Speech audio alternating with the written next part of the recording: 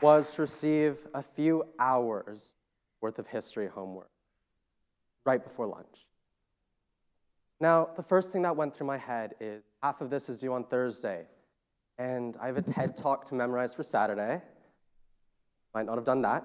On top of all that, of course, I have calculus homework that's actually due today, debate case to prepare for a competition Tuesday, and some English journals that I haven't completely done yet. So I did what any natural person would do. In my little bit of free time during that day, I took a nap. I knew fully well that I wouldn't be able to get all this work done that night and still have time to start memorizing my talk or maybe get ahead in some of my classes. But I was a bit tired, so of course I took a nap. See, I just finished a few hours of classes, learning about composite derivatives and Boston Tea Party. That's all good and fun, but it's also pretty tiring. I knew that if I went back and started on my homework right away, not only would I be less motivated to do it, I wouldn't be able to do it as well as I could if I had taken it before. See, humans only have so much energy a day. And for us, a good portion of that is spent in classes or at work. Rarely is the first thing we want to do when we get back home more homework. It's more likely some combination of sleeping, eating, maybe a drink or two, playing some video games, binging Netflix, or going out with friends. Anything to sort of clear our mind. We're always going to have work to do, one way or another. There's no real avoiding it in our world. And the best thing that we can do for ourselves is know when to take that break to recharge. See, breaks on their own have been scientifically proven to help us prevent and reduce our stress and to recover. And if you're taking them during the day, you'll even get a bit of a boost by the time you get back to your work. Think of it this way. It's 8:30 in the morning, sitting in class. Of course, you're up late the night before, you would at this age, so you're pretty tired. The last thing you want to be doing is sitting in your math class, listening to a lecture about how to find the tangent line of this one sine function. Yet today, it's the first thing on your calendar. So, we've all been there, sitting through a lesson that we really don't want to be in, nodding off every couple of minutes, waiting for it.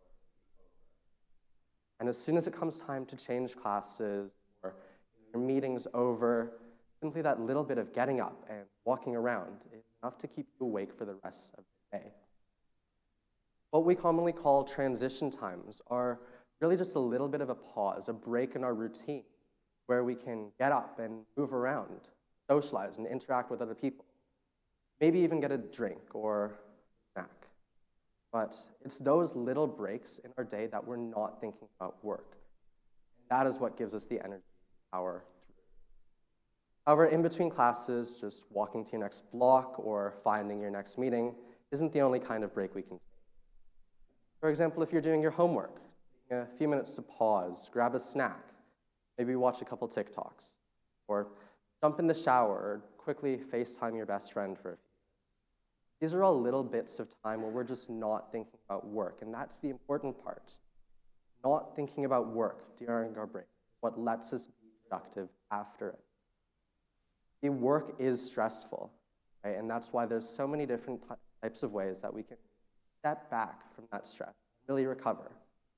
Say if you've been working nonstop for a few months on end, you'll take a trip to Hawaii, sit on the beach for a while, margarita in your hand, not think about your work. Let it sit, right?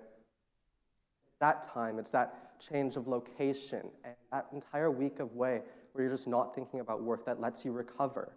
These longer, relaxing breaks help to reset our mood, let us come back more happy and more at peace. However, we can't spend every week at the beach.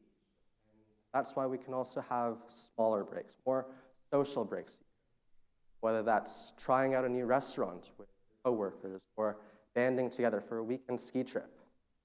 These social breaks promote inclusivity and help you feel like you're part of a group of people. They help you to build your self-esteem. And finally, probably the most important break that I know we've all done at some point in time, sitting at home alone, sweatpants and a hoodie, ordering in food, just binging Netflix all day without a care in the world. These breaks that we spend alone, not thinking about anything, without any responsibilities or expectations, these are what allow us to build our self-esteem and our self-concept. Essentially, this is our sense of identity.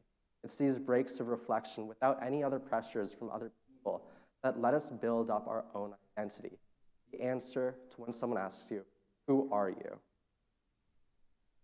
Altogether, though, it's these breaks, it's this stepping away from responsibility and expectation that's really allow us to recover and recharge and grow as a person. And learning when to take breaks is what's going to be hard. You're probably wondering how simply just not working can be hard. I mean, we all procrastinate our work, right? My calculus homework, due, what, today? I'm not going to do it today. But it's knowing how to take breaks without thinking about that work. With my calculus homework, I know it's due today. I'm not going to do it, but I know it's due today. And that's going to be sitting in the back of my mind. That little voice saying, hey, you got to get that done. The ideal type of break where we can really recover and recharge is one where we don't think about that work at all. Learning how to do that is immensely hard, but it's going to be more important than ever to know how to do. Right now, it's 2021.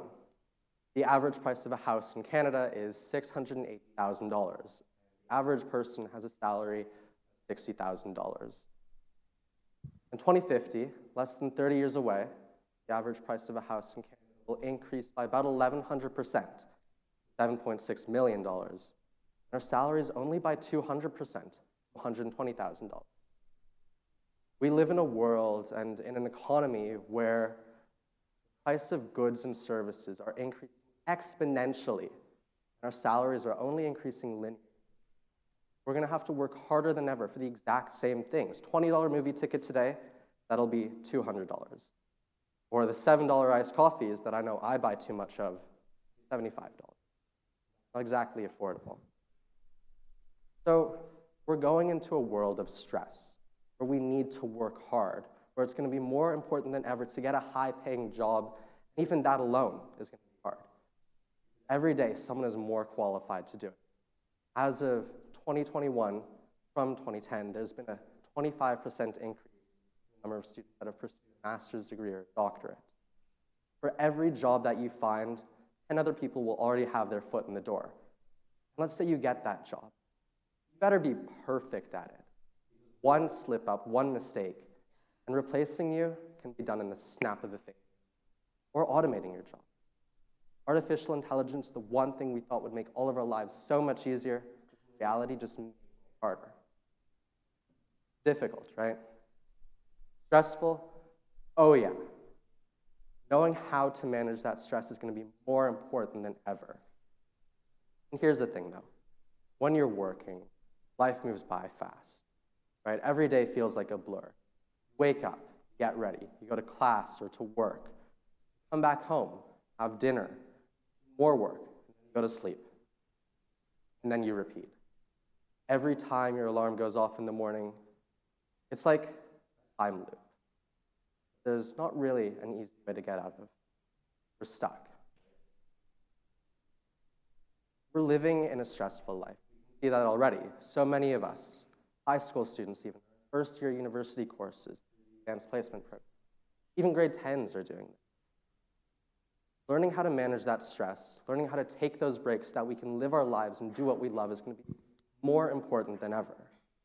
And it's what will allow us to produce even better work. Because your best work always comes from a clear mind. And the easiest way to clear your mind, take a step back from your work, live life the way you want to, without a second thought to your responsibility. Moving into the future, yes, it's going to be hard to do this. Yes, it's going to be important to do this. So I hope you don't feel too pressured. But just remember that life moves by pretty fast. So make sure you stop and look around once in a while, or you can miss it. Thank you.